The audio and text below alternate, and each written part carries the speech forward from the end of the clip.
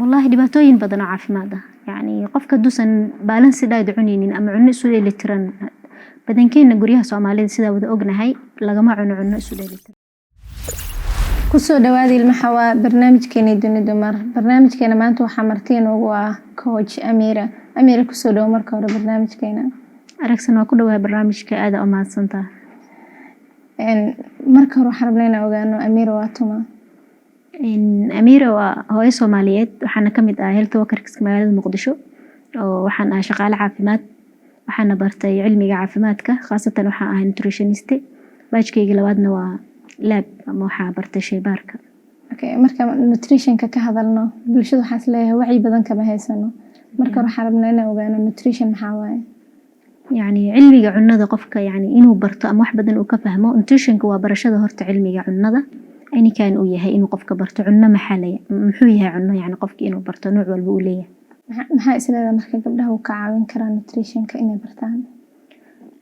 gabdhaha wax badan uu ka caawinaya nutritionka qofka inuu barto qof walba bini aadam uu u baahan yahay rag iyo dumar qaasatan gabdhaha wuxuu ka caawinayaa gabadha waa yani hooyo wixii maamusha guriga badanaana dhanka cunnada iyo yani guriga holiisa waxa qabta gabdhaha marka gabadha markay barato cilmiga nutritionka yani lifestyle-ka nolosha wax badan ay ka bedelmaayo oo gurigaas wuxuu noqonayaa guri laga cuno cunno caafimaad leh taasoo yani badqabka caafimaadka bulshada yani muhiim u ah inta coach ahaan u shaqeynaysay ma jiraan waxyaabo caqabado ah kala kulantay coachnimada way jiraan waxyaabo fara badan because of dadka inay fahmaan horta cunno la isu daweeyaa waxay tahay wax u baahan in dadka ay fahmaan qarniga hadda ku jira ama wadciga wadanka uu ku jirana way adag tahay yani cilmiga nutritionka dadka si fiican uma fahamsano ama kuma baraarugsano xitaa waxa dhacayso yani qof kula soo raadsaday ina ka caawisid cunnada laakiin qof diabetic qaba camal ku imaaday ina cunnada ka saxido raba ama qof miisaanka inuu iska dhimo raba camal way adag tahay qofka ina fahamsiisid cunnada suu u qaadan lahaa iyo waqtiyada uu qaadan lahaa iyo waxyaabo uu cuni lahaa يعني way jiraan caqabado fara badan oo qofkii marka u sheegtid cunno ama u qortid aad waxaan isticmaal waxaan jooji qofku waxa laga yaabaa markuu almost hal isbuuc ama laba isbuuc wada inuu ka yara caajiso oo routiinkiisii nolosha caadiga iyo cunnooyinkii guriga laga cuni jiray bariiska iyo baastada qofkii inuu u laabto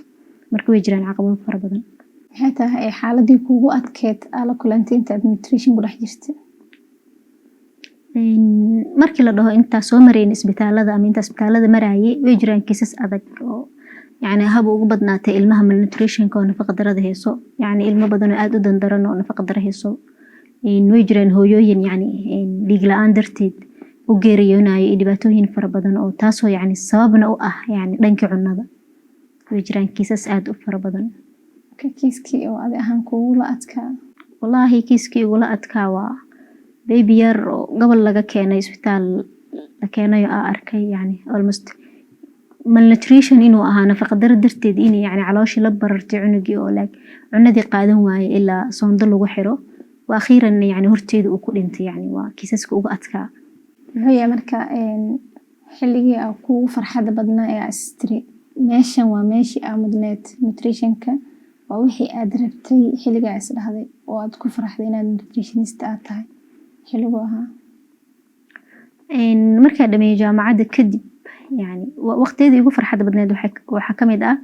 yani marka arko bukaankeygi oo diagnosis u sameeyay ama cunno u qoray sidii u dhahayna u sameeyay kadibna resultigi feedbackgeedii arkay laakiin hadda waxyaabaha ugu badan ku shaqeeyo waxa waaye weight loss weight gain programka oo waxyaabaha ay farxad geliyay waxay tahay markii ardaygii 10 kg ama 10 kg uu iska jaro yani waqtigii loogu talagalay inuu ku jiro yani waxyaabaha resultigaas marka arko waxa ku dareemaa farxad because of markii ardaygaagi uu juhdig badan geliyo iyo cunooyinka uu qortay sax markuu uu isticmaalo meesha akrabtidna uu gaaro waa waxyaabo yani farxad leh ma jirta mar astri iska bada nutritionka barashadiis ma xitaa ku shaqeyntiis ma laga yaabo ilaa waxa jeclaa insha Allah meesha ugu dambeysay inaan ka gaaro nutritionka because of waa cilmi aad muhiim u ah aadan u jecelahay xirfadaas hadda dib lagu celiyo xilliga jaamacadda iska dayn lahayd barashada nutritionka oo maada kalma dooran lahayd mas'iyada labadeeda baaj waxa ii horeysay baajkiga shaybaarka haddana waxa dhahaa mar walba yani nutritionka dib ku hormari lahaa way fiicnaan lahayd laakiin saa u jecelahay ama yani maadadaas ama barashada nutritionka faa'iido ay leedahay marka dhaxgalay bulshadii iyo nafsiyanba faa'iido iigu jirto yani waa ku farxaa ilaahana ugu mahadiyaa inaan bartay nutritionka Okay, maxaa is leedahay waxyaabaha ugu badan oo cuntadii aan saxnayn Soomaalida ay ku dhacdo in ay sabab u yihiin? والله dhibaatooyin badan oo caafimaad ah yani qofka dusan balance diet cuninin ama cunno isu dheelitiran badankeena guryaha Soomaalida sida wada ognahay lagama cuno cunno isu dheelitiran oo kaliya hadafka wax u cunno waxay tahay caloosha hala buuxiyo kaliya qofka yani inuu dhergo bis wax u cunaa as health wax uma cuno ama caafimaad ahaan waxaan leeyahay yani bulshada waxay isbitaalada u buux dhaafiyeen waxa ay tahay cunnadii ka qaldan awgeed because of qofka sokor haduu qabo waxyaabaha sababay markii laga tago acidity ahaan cunnada oo sabab ah dhiigkarka qofka qabo qofka anemiyada ah qofka yani cholesterolka qabo any kind cudur qofka ku dhaca gaaska dadka qabo hadda waxyaabaha Soomaalida la ildaran yihiin gaaskii oo kale waxa sababa kulli waa cunnadii oo qofkii ka qaldan marka dhibaatooyin fara badan ajiro sababi karto qofka nutritionka haduu yani cunnadii iska sixin ama caafimaad darro ha ahaato ama wadcigii wadanka iyo dhibaatooyin fara badan oo ku iman karo sida sheegtayba nutritionka qof kasta uu baahan yahay Amira maadaama qof kasta uu baahan yahay hadana waxaa jira xaalad dumarku qaas ah sida uurkii iyo umushii oo kale gabdhaha uur kale maxaa muhiim u ah leedahay cuntooyinka aad ama santa aragsan horta gabdhaha uurka leh waxaa muhiim u ah cunnadoodii inay controlling fara badan u sameeyaan dhibaatooyinka ugu faraha badan oo yani gabdhaha Soomaaliyeed ay qabaan waxaa jiro yani 3 bil ugu horeyso hooyada ku dhibaatootaa uurka oo walacii hooyooyinka way mutagaan yani adduunka way yar tahay hooyo walac la xanuunsato ama la seexato ama la matagto rafaadka anaga umarto sababtan waxay tahay yani hooyooyinka intaysan uurka qaadin ka hor yani ka taxadaraan caafimaadkooda oo waxay cunaan cunno healthy ah marka anaga maadaama cunnooyinka healthy badankood ay cunin gabdhaheena ka yar caajisaan hadana markay uurka qaado yani waxay gashaa xaalad adag oo ah walaci in hooyada ma tagto almost 3 bil hooyada in wax cunin ilaa heer ay gaarto in faleebo lagu qoodiyo oo cunnadii ka go'do marka dhibaatooyin fara badan jiro hooyada waxa loo baahan yahay markay uurka leedahay inaysan u dhaqmin sida shalay markay u dhaqmi jirto kale because of hormonal change ku dhaca hooyada hormoonkeeda isbedelayo yani ilma caloosheeda ku jiro cunnooyinka shalay cuni jirtay ka badan inay cuntaan raba least hooyada 5 waqti inay cuni karto cunno hooyooyinka Soomaaliyeed waxa kula talin lahaa inaysan hal mar wax cunin in ay u cunaan because of qofka hal mar haduu wax cuno waxa laga yaabaa inuu gaaskii ku dhaco hooyooyinka badankood markii uurka leeyahay waxyaabaha ku dhaco yani gaas inay dareenta laga yaabaa dibiriyo in cunnadii yani ka yara harto marka si taas ay ugu dhicin in ay u cunto cunnada mar walba waxa loo baahan yahay cunnooyinkan fiberka u badan oo qolofta leh inay isticmaasho hooyada sida mishaaridii oo kale qamadiga waxyaabaha ka samaysan yani si hooyada constipation uga dhicin ama caloosha u adkaanin waxa kale hooyada looga baahan yahay in fruit ama khudaarta cagaaran isticmaasho cabitaan iyo biyo fara badan ay cabto physical activity ay sameyso yani physical activity inay sameyso marka ku leeyahay waxay tahay yani hooyada at least 30 minutes maalintii ama 30 daqiiqo inay socoto aysan seexanin markay wax cunto ay la seexanin cunnada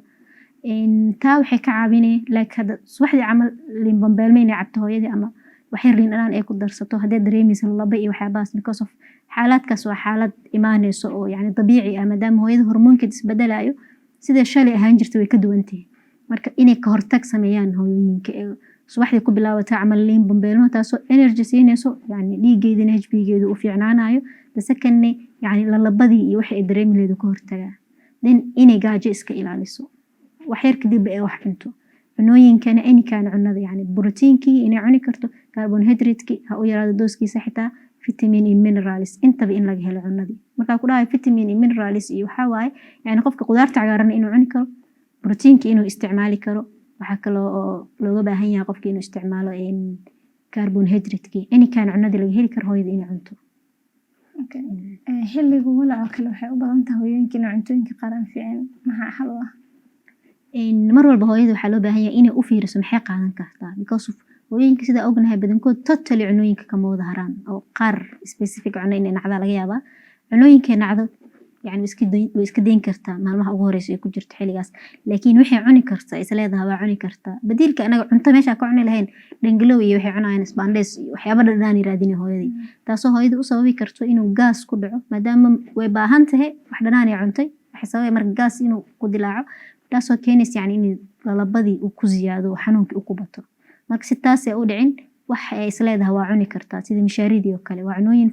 fudud hooyadana ay ka helayso nutrient badan inay isticmaasho cunnadeedana ay controlsho mar walba ay ka taxadarto si ay yani xaaladda walaca ay u gudubto iyadoo caafimaad qabto xaaladaha marka ay umusha yihiin oo kale waxaa ku imaada nuqsaan badan dumarka ayadan maxaa xal u noqon kara? dhibaatooyinka ugu badan hadda aan la kulmo ani maadaama coach ahay oo sanado aan ku shaqeynayo waxaa jira hooyo umul ah oo 40 hadda ka baxday waxay dhahaysaa tutores waa maxaa dhihi lahaa waa cayil ayaantan ina iscateeyaa rabaa yani dhibaatooyinka targetkeeda hooyadii umusha ah waxaa waaye shape-kaagii structure-kaagii isbedeli yani maadaama cunug aa dhashay waxaan kula talin lahaa hooyooyinka Soomaaliyeed inaysan tarkiis ka saarin structure-kooda iyo shape-kooda because of waqtiyada ay hooyooyinka jirkooda isfurfuro iyo cayilaan xoogaa structure ahaan gabadhi shalay markii aysan dhalin ilmo iyo markay dhasho inay isbedeshaa laga yaabaa isbedel ku imaado isbedelkaas waxaa leeyahay hooyaysan problem kugu noqonin oo waxaa lagaaga baahan yahay yani almost ilmaha waxaa la rabaa exclusive breastfeeding markii loo sameynayo 6 bil ugu horeyso 6daas bil hooyada xitaa hadduu miisaan ku kordho inaysan stress iyo problem uu ku furmin ay ka fikirta yani caafimaadka cunugeeda iyo nafteeda inay cunno isu dheelitiran cunto tusaale ahaan cunooyinkan qamadii ka samaysan mishaaridii oo kale inay cabto hadda hooyooyinkeena badanaa waxay aaminsan yihiin shaah cadeys inay cabto hooyada in caano badan ay ka helayaan ilmaha shaaha markuu yani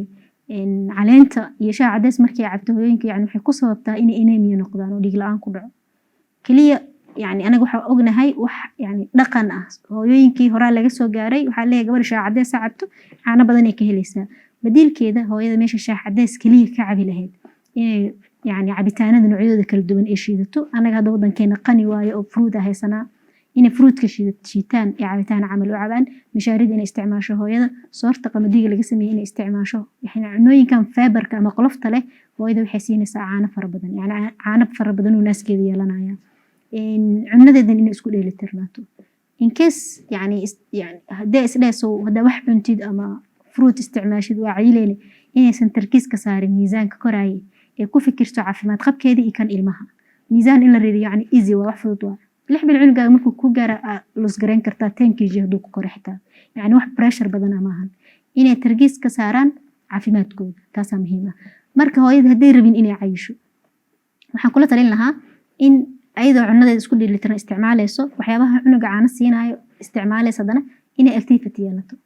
inay socod 30 minute inay exercise guri ku sameyn karto hooyada taasaa ka caawinayso in caafimaadkeeda iyo quruxdeeda inay yani isla socdaan dhibaatada jirta mujtamacna waxaa waaye ama cuntada xaggeeda eber ka naqanaa ama dhaqdhaqaaqeena aada u yar gaar ahaan gabdhaha aada u yaryahay hadda cabsidii waxaa soo badatayba gabadha markay umul noqoto waxay ku leeyahay waa cayila yani waxaa xitaa inay cayisho ka carareysa waxaa laga yaabaa cunugii xaqi uu u lahaa inuu naaska cabo in laga joojiyo caano la siiyo taasoo caafimaadka cunugana dhibaato weyn u geysanayso oo cunuga sida loogu talagalay in 6 bil caano pure oo naaska kaliya inuu isticmaalo wax kale loo raacin si loogu taxadaro cunugaas caafimaadkiisa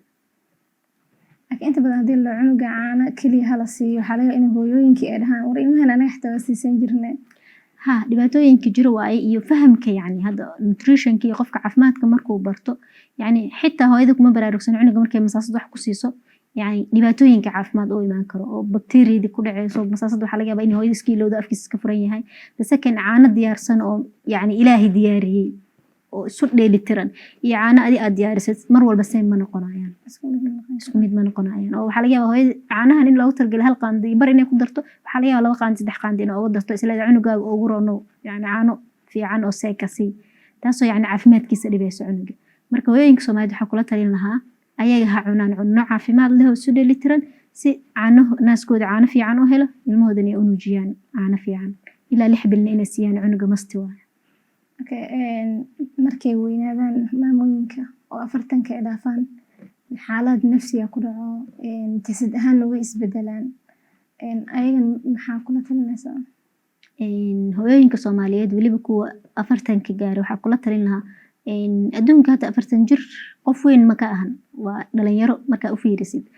anagana 40 marka 30 marka madaxsi gelinayna waxa leeyahay waa duqoonin fahantay qofka yani agingka ama da'da inuu usoo degdego waxyaabaha kowka ah waxaa waaye cunadiisa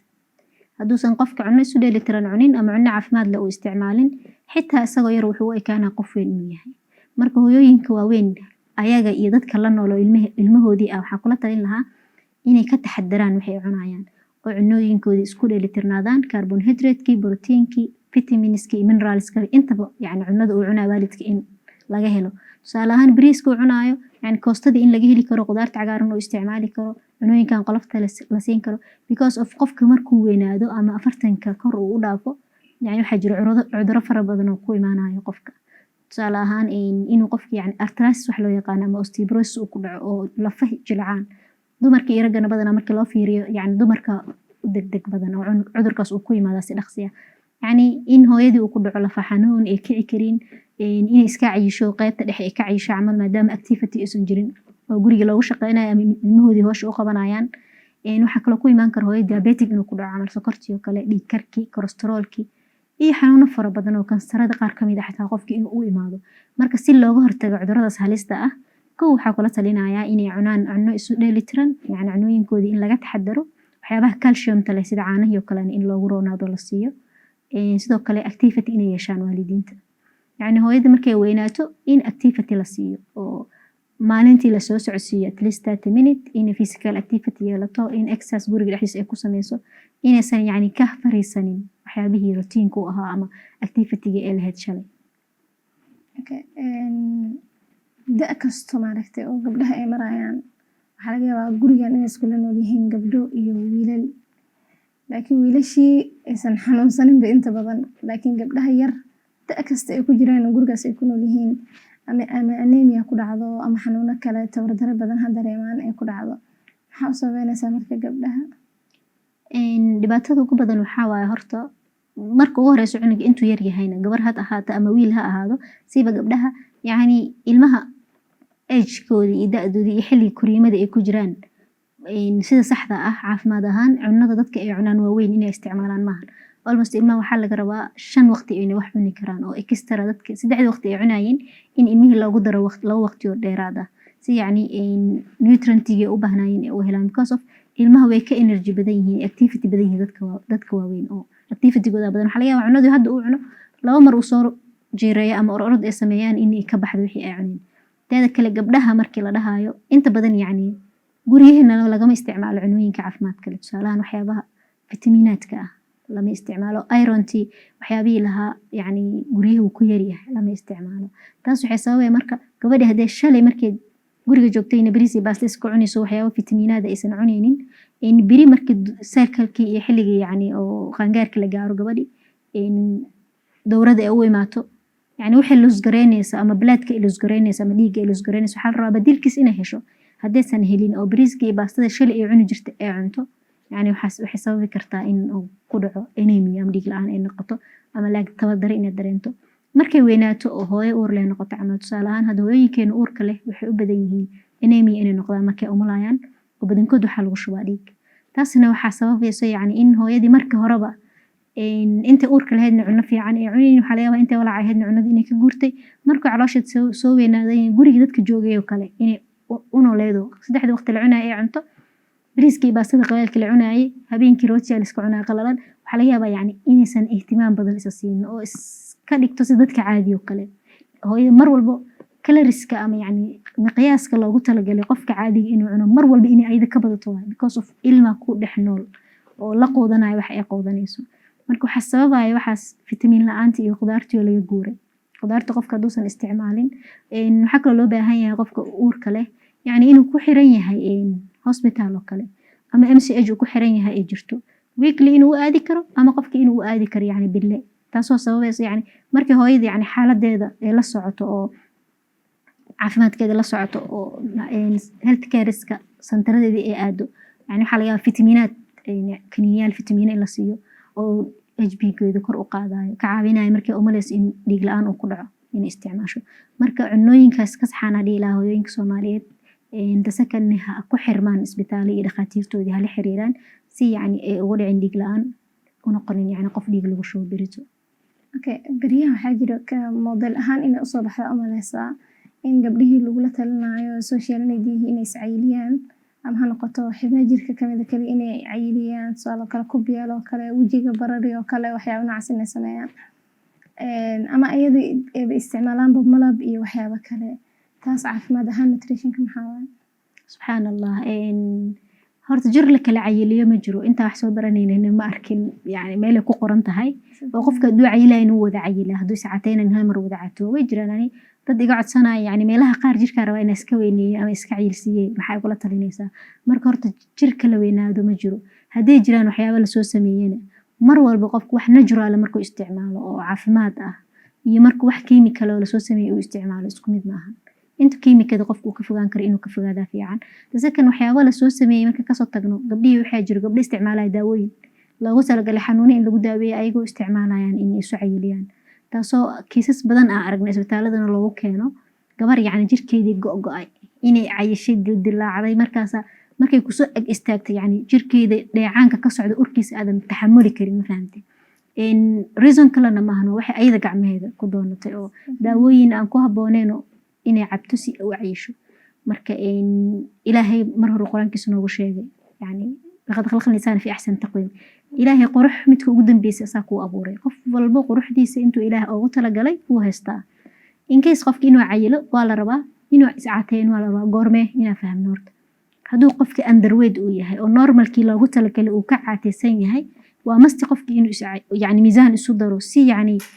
caafimaadkiisa uu ilaaliyo, ma ahan si uu qurux u helo, si uu caafimaadkiisa u ilaaliyo. qofka hadduu overweight yahay oo miisaankiisa kordhana qofka inuu iscaateeyo waa qasab. tusaalahaan qofka yani maxaa yeelay qofka obesity hadduu noqdo ama overweight uu noqdo cudurro badanaa ku dhacayo qofki caafimaadkiisa kuma jiro. marka yani normalki qofka loogu talagalay in normal ahaado, wixii ziyaado ah in malab la isticmaalay in kiniiniyaal aan lagugu talagalin aa isticmaashidna taas waa akhiiran qofka waxay u sababaysaa inuu cudurka kansarka ku dhaco, caafimaad daro u imaato, quruxdoodina uu isbedelo. yani maalmaha koowaad inay dhaldhalaalaano wiji qurux badan oo cayilan oo gabar inay yeelato, laakiin waa akhiiran resultigeed waxay noqonaysaa foolxumo iyo dhibaato inay ka qaado. wax walba aad sameynaysa marka waxaa muhiim inaa dhakhtarka la tashatid. aada umahadsantahay Amiira, barnaamijkeena in aan kugu martiqaadnay oo martiqaadkeenina aa ogolaatay. guud ahaan daawadayaal aad ayaad u mahadsantihiin, inta aan ku kulmi doono xalqada xigta. asalaamu calaykum.